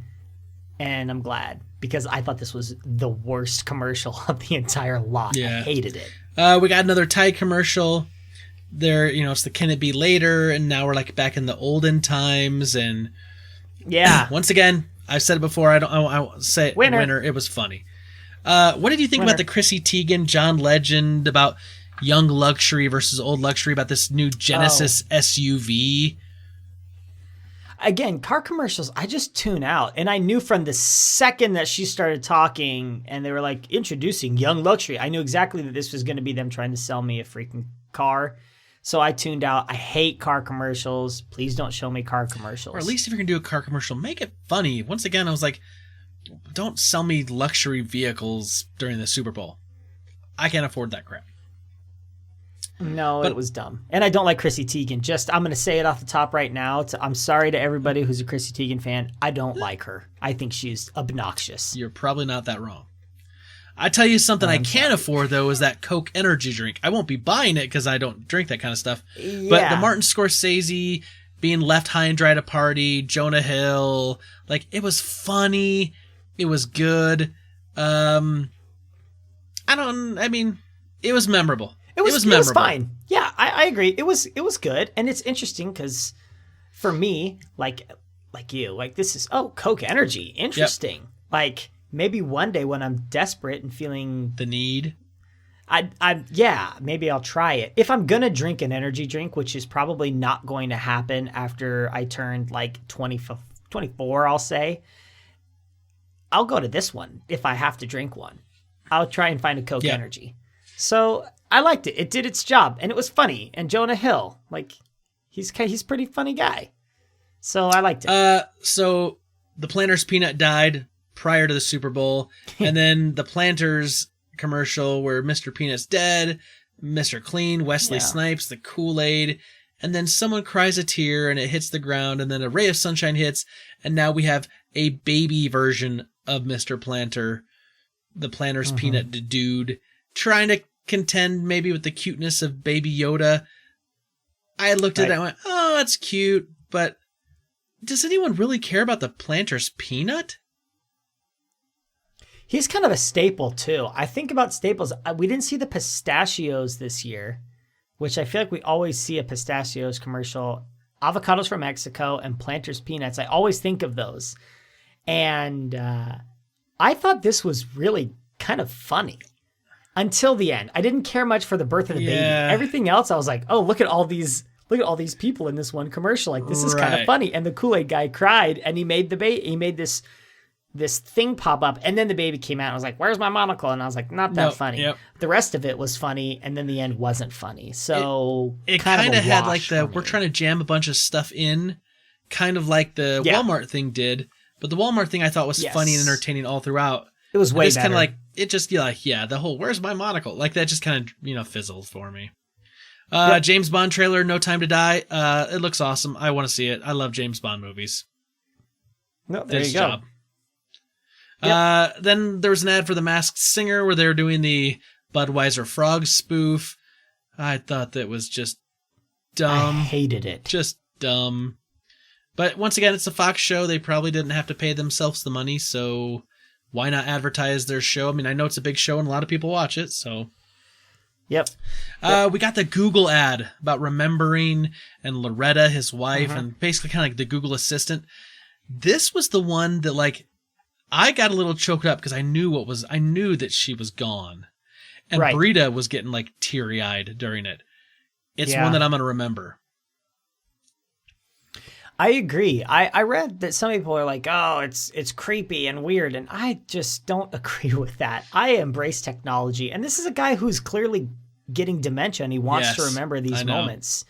And I thought it was great. This was the best of all the sentimental ones. For sure. And I really like it. And I use Google Assistant. I mean, that's what I use. It's what I have in my house. That's what's built into my life as well. And I loved it. I thought it was really, really, really well done. The Sabra Hummus commercial, it had a bunch of other people jammed in. Ric Flair, Scary Spice. Hated it. It just didn't hit for me. This was bad. No. And then, of course, there's this WeatherTech commercial where they're talking about the dog from previous years who's now got cancer and a cancer dog survivor. Yes, I'm not a pet guy. It's like, I know what they're trying to go for here, like the emotion they're trying to hit. Yes. It didn't do anything for me. It's not something I'm going to remember come next year and be like, oh, I wonder if we're going to get a WeatherTech commercial with the dog. This was... I'm going to sound insensitive to all pet owners, but I went, why are we donating money to dog cancer? Like, this money should be going to people cancer. Like, what is this commercial? I did not like it, and I am frustrated with WeatherTech a little bit because of that. And maybe that's not fair because cancers are probably similar. I mean, we don't know much about cancers. We're learning and we're trying to figure it out. But for me, I was frustrated with it because I went, we should be saving human lives. Like, the money should be going to cancer, not real cancer. That's not fair. I'm not trying to say that cancer for animals is, a trivial thing. However, cancer for humans is a exponentially higher priority. And so for me, I was more pissed than I was like, oh, I was annoyed. All right, so I'm gonna get through this next commercial block a little faster because I think besides one, they were all crap. The Verizon 5G, where it's like humans aren't going to be replaced. We still need firefighters. The GMC all-electric Hummer EV, electric Hummer, and the Pop-Tarts with Jonathan Van Ness about the pretzel Pop-Tarts. Boo, boo, and boo. Here's my thing. I like Jonathan Van Ness. So for me, I thought it was funny. And I liked it. It was colorful and it was bright. And I was like, I like Pop-Tarts. I like Pop-Tarts. And that was about all I thought. Pretzel Pop-Tarts? I know, but they kind of sold me on it. Well, you tell me how they are, mister. I'm buying that hype train because I don't think it's going to be good. No, the commercial was good. Okay. I was like, the product is horrible. Like, ew. Yeah. And then, of course, the Minions 2 trailer for the Minions Rise of Gru. My boys really liked that. Once again, I just want to, okay, it's a kid's movie. Like, it didn't do anything for me. Your boys are like me then, because I saw, here's my thought process on this commercial. I saw it and I was like, another Minions movie? And then about 5 seconds into it, I was laughing and I was like, oh, good, another Minions movie. I can't wait. I'm a child. I'm a simple man. I've said it before. This made me laugh. I can't wait. This next block, we'll kind of go through this because there's a couple that are kind of like, I think we're probably on the same page. But the St. Archer Gold, the beer where they're whistling Patience by Guns N' Roses, the whole time I was like, I don't care about the ad, but I love this song. And so I was just kind of like, I closed my eyes and like ignored what was on the TV and just listened to someone whistling Patience by Guns N' Roses. That was the best part of it. Yeah, this was lost on me. I don't know anything about Guns N' Roses. This was completely over my head. Didn't care. Xfinity, more speed, security. I don't care about seeing an ad for Xfinity. Don't even remember. Walmart with the Rocket Man music. And they're talking about like hope and compassion and unity, and we're part of your community and towns. I kind of like the nostalgia kind of thing they're trying to go for there. Brita really hated it. And she's like, they're just a big, huge corporation. They're not part of communities. And like, she wasn't buying any of what they were trying to, of what they're trying to sell. And I kind of did make the point. I was like, well, the people that work there, the hundreds of people that work at a Walmart are part of that community. True. But yes, it is a big corporation, but they're trying to say like, hey, we're part of your communities. This is where you go to get stuff. Like, the Soda Stream commercial where they discover water on Mars. And they're on Mars, and they bring it back, and then all of a sudden the guy's pumping the Soda Stream to drink his, flavored soda that he just made. And they're like, that was the Mars water. He was like, sorry. I laughed. I thought it was funny. It definitely got my attention because the premise is just kind of crazy to then get to the, the actual kind of punchline there. I thought that was really good. Yeah, it was fine for me. Yep. It was fine for me. I've wanted a Soda Stream for years, and all the reviews are so bad that they don't taste like soda that I'm never going to get one. However, it was fine. Okay, then it was the Michael Bloomberg with the gun violence ad. Once again, boo. I'm done with him. I just don't want political ads. Gosh. Whether you like Michael Bloomberg or you don't, like, this is not a referendum on that either way. I just don't want political ads during the Super Bowl. Yep, Bring me the Energizer. I'm just annoyed with him. He's everywhere. Dude's everywhere. Every time I watch a YouTube video, it's Mike Bloomberg again. So for me, I was like, this is making me not want to ever pay attention to anything you have to say. Regardless of, again, we're not revealing political opinions or agendas. I was just like, dude, shut up. You're advertising to me every single day. Amazon Prime with the hunters and the Nazi hunters. It looks like an alternative reality. Weird. I don't know what it is, but I'm probably going to look into it a little bit more and see if it's something I would be interested in watching. Just because it piqued my interest just enough. So I will say it did do, I think, what it needed to. The Pepsi with the Rolling Stones Paint It Black song about the new Pepsi Zero Sugar. It was a somewhat forgettable commercial. Yeah, well, Coke's got their Coke Zero, so let's show our Pepsi Zero. I think Missy Elliott was in it. I just like... I kind of... Nope, I didn't like it. It was kind of dumb because I'm a Coke guy, especially. And then there was the Heinz with the ketchup and all the different time periods, or maybe they're like different genres. Brita thought of like horror movies, and like the Heinz showed up. I kind of went like, okay. It was dumb. I didn't get like what they were really trying to do there, but I was like, but they're the only ketchup brand I use, so. But as far as commercial, I wasn't on board. No, it wasn't. I didn't think it was that funny. Sorry. The Bud Light seltzer with Post Malone, where he's a robot being controlled. Being controlled, yes. I thought it was funny because everybody inside of him had all of the face tattoos and stuff. The attention to detail was funny. I'm a big Post Malone fan. For him as a person, when you look at him, he looks rough. But if you kind of interact with him as much as somebody can from a distance, he's a really good dude and he's really funny. They filmed part of that in a bar in Ogden that was literally like 3 doors down from us one day when we were eating lunch a couple weeks ago. Really? We didn't know what was going on until like later. He's a big Utah guy, man. He swears by Utah. He loves it there. Yep. Anyway, I like Post Malone, so this was a winner What about the Little Caesars best thing since sliced bread? Look, best thing since sliced bread has been used as a phrase forever. I did not think this was funny. I just thought it was dumb. I looked at this and went, okay, they're running with the sliced bread kind of, idea, like that cliche. And like, it was on the cusp of like being funny, but it never felt like it really got there. But kudos to Little Caesars for spending the money to try to get more people to come in and buy their $5 pizzas. Well, I mean, yeah. I mean, Rainn Wilson was in it, right? That was the one with more of The Office. So okay, we have 3 Office people so far. Doritos Cool Ranch with the dancing standoff where they're singing Old Town Road. Right. Yeah, this was great. I don't know. For me, this was I thought great. the dancing part was funny, but I don't know that song. Yeah. So, like, for me, the song's completely... How do you not know that song? That was number 1. It held like a record. I don't listen to, like, songs on pop radio stations.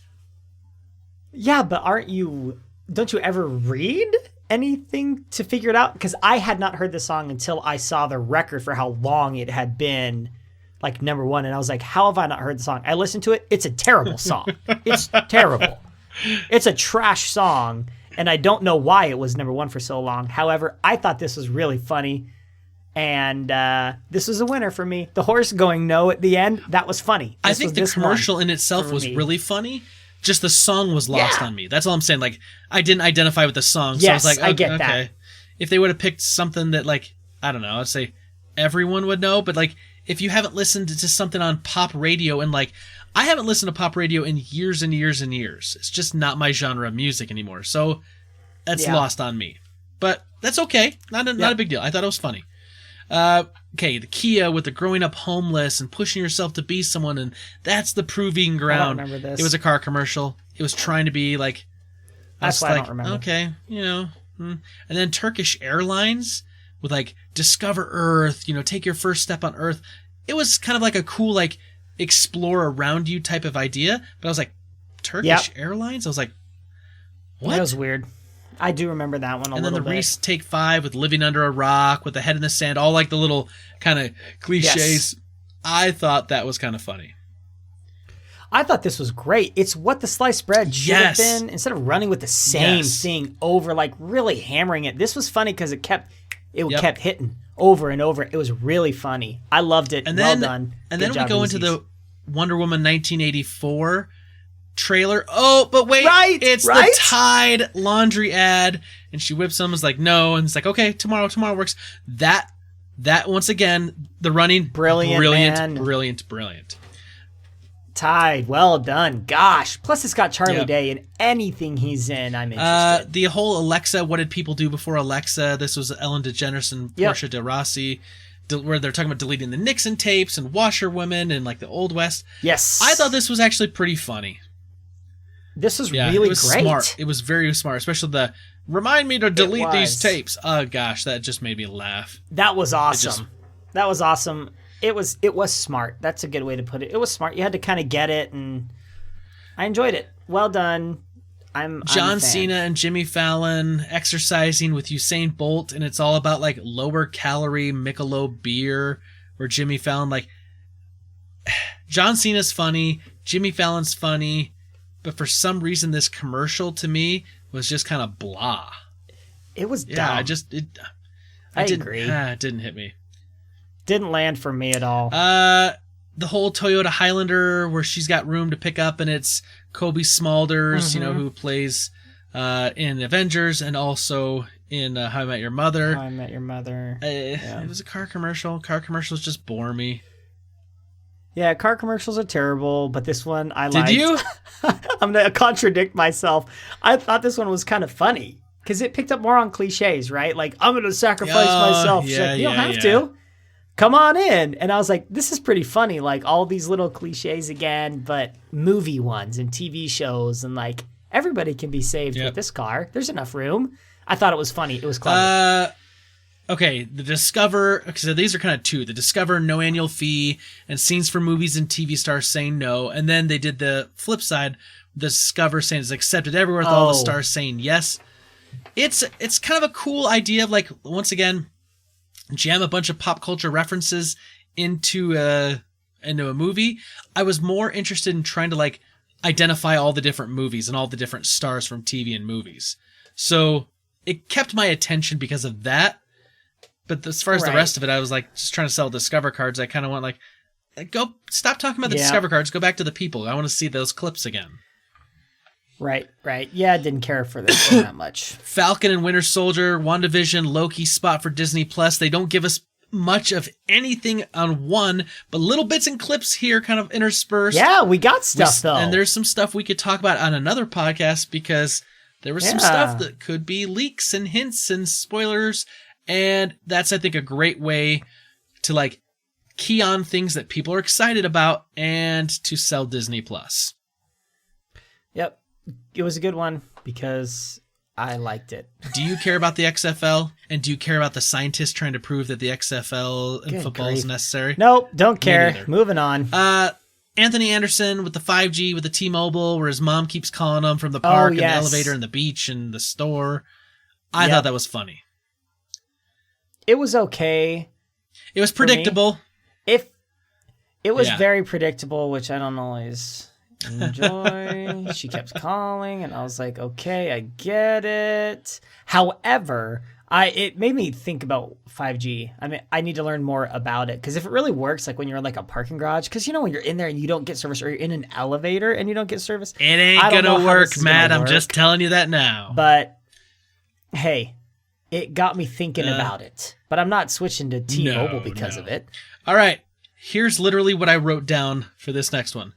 911 Lone Star. Rob Lowe probably gets canceled quick. Because how many natural disasters can you have season after season after season? I don't know. I'm not positive how this works, but 911, isn't it each season is a new city, and this is the first season they've done it in this one's in Austin. I have no clue. So I think it is. So I think it's like a one-off.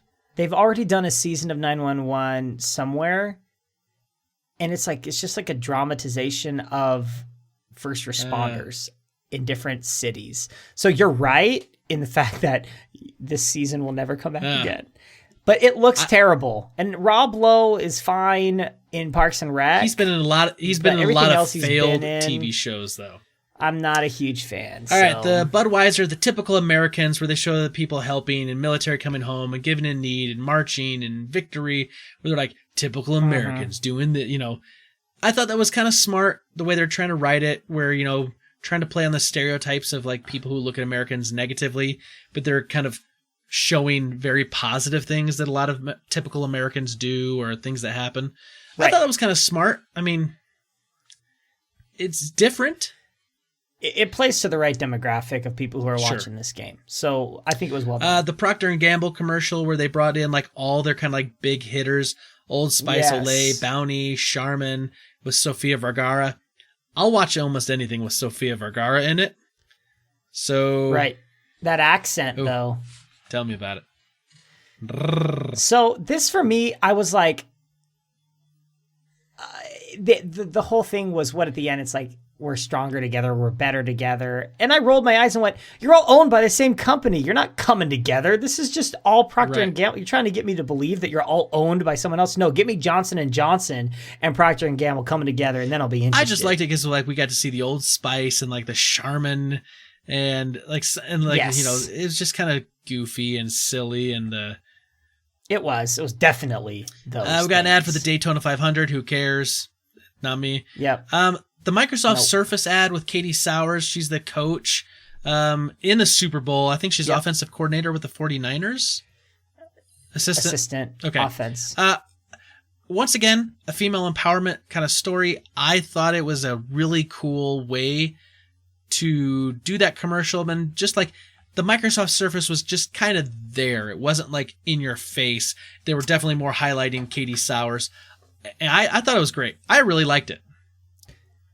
Yeah, no, this is the way you do it. For me, if you're trying to push something, this is the way to do it. And they did a great job, I thought. I mean, just having, my daughter around, and I liked it. I thought it was really, really good. Take notes, Olay and whoever else was trying to And Jennifer Lopez and Shakira, I got opinions on that halftime show for days, and they are not positive. All right. This is, I said this. This has got to be the best one for me. The Groundhog Day with Bill Murray, where it's the Rubicon ad. I'm like you. I don't normally like that, but this was literally Groundhog Day, and it's over and over again. And when he's playing the whack-a-mole, he's like, "Hey, man, it's nothing personal." Oh gosh, yeah. Because I love that movie. Period. It's a funny movie, right? And they're spoofing that, and they're riffing on that.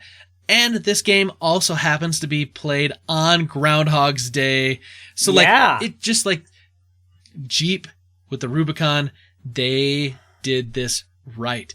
There was nothing wrong with it, in my opinion. It was genius. I agree. This is a great one. Then we roll into the Facebook ad, which was about like the Facebook groups, because if you've been using Facebook and don't know how to know about groups, didn't know there were groups. The whole like I want to like everything was about like rock groups, right? Like there was a I Want to Rock, and there was Chris Rock and Rocky Balboa with like a whole Rocky fan club, and like strongmans and rocking chairs. It was funny. It was clever.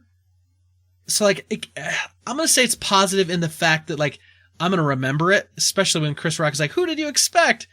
I thought that was that was really funny. However, we're advertising Facebook groups. Like that to me was just kind of weird. Yeah, I didn't like this one. Didn't do good in my eyes. I like Chris Rock, and so when he showed up, I was like, oh, okay, now there's a reason to like this. I don't like Facebook. Not a fan. They're in a pretty dark place right now. I don't know. Our last Tide commercial of the evening, where it's finally later and Charlie's super old and he's got his shirt clean, and then ice cream gets spilled on him, and it's like start all over again. Yeah, that was funny. Once again, the continuing running joke. Loved it. Audi, the car commercial with Maisie Williams from Game of Thrones, where she's singing "Let It Go," and it's for their new e-tron model. Boring. This was not terrible. Exciting. And, unfortunately, Maisie. How much did I have to pay to get Maisie "Let It can't Go"? Sing. This was it was bad. Brita said it was some kind of spoof, or like she did a carpool karaoke one. I just Oh wow, well it got lost on me if that's what the last two I have are both kind of duds for me. It was The Secret, which is the female deodorant, the kick inequality, and it was about these women kicking field goals. Once again, like the idea of like the female empowerment, which we saw a lot of ads with that message, but like the thing was just not funny. It was not entertaining. It didn't make me think about anything. It just kind of was there to try to like, tell that story and that message, but like it didn't do it in any way that like made it, for me, worth $5 million. I just kind of went, I don't care. Right. I agree. This is one of the ones where I think they just kind of handled it strangely. It made me feel like, because it was like, oh, they kicked the field goal, the game winning. Is this the one where they kick the game-winning field, they take off the helmets, and they're girls? And then everyone in the stadium was like, oh my gosh, they're girls. Like, who do you think we are, Neanderthals, that we're going to not cheer because they're women? It's sad because, like, what is going on? It's 2020, the Microsoft Surface with the Katie Sowers, like, that was an amazing way to basically kind of do the same kind of idea, like, women empowerment, like, women can do all these amazing things and be in sports, and, like, that was amazing. This was just kind of weird. And then... This one was stupid. It beats you over the head with it. It makes you think that most Americans are stupid. Yeah. I hate when they do that. I hate when they try and lecture me about that. Then the last one was the McDonald's with the celebrity meals and all the different orders, and they're showing like, this is what this person eats, and this. I looked at that and went, really? I don't think half these celebrities actually would eat this stuff unless they're being paid to. Right. They take a bite, and then it's not a lie. I went, really? Magic Johnson's eating a fish fillet? No one eats that crap. Come on now. No. Anyway, so the question of the week for you, for me, and for the Super Friends, what was your favorite Super Bowl commercial? I think there's some really good ones, Matt, but what was your favorite There are Super some Bowl really commercial? Good ones. So... favorite and funniest are two different things. I think that my favorite one, though, was probably the Google one. I think that was my favorite. The Google Assistant, it made me feel something and kind of take a break and a step back, and made me think about my wife and my kids, and that always is important. So I liked that one the most. Okay. That's a really good one, because now you're going to look like a jerk because you're going to choose something silly and stupid. Well, I know. Thanks a lot, Matt. But no, like, gosh, see, that's the thing, is like that one was really, really, really good, and I do like it made me think about things. But I'm gonna go humor on this one, because you went serious. So I'm gonna go humor. I'm gonna take the other side, because neither of us are wrong. By far and away, there was some really funny stuff. But Bill Murray, Groundhog's Day for the Rubicon ad, that for me, hands down, it was the winner. A good one. It was the winner in the funny category by far. But Super Friends, we want to hear from you. We've ran down all of the ads that were there. If you watch the game and you watch this, or you've gone and seen these over the course of this week, or just listen to us talk about them and then decided to go out and listen, watch them, whatever, tell us what was your favorite Super Bowl commercial, and we will read those answers next week. A little bit of a long podcast tonight, but like, man, a lot of stuff to digest. A lot to talk through. So anyway, we will be back next week. Can't wait till that comes up. We will see you guys all soon. And from all of us here at the Fortress of Nerditude, to all of you out there, wherever you may be, may the Force be with you always.